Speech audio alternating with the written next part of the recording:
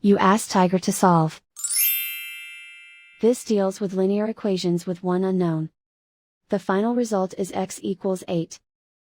Let's solve it step by step.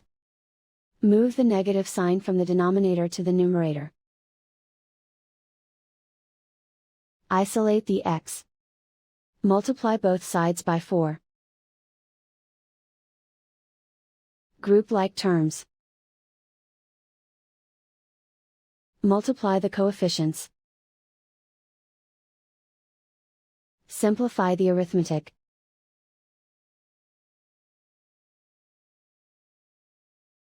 Convert the x into a positive number.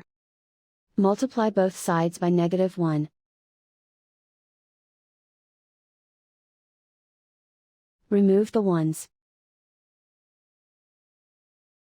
Simplify the arithmetic.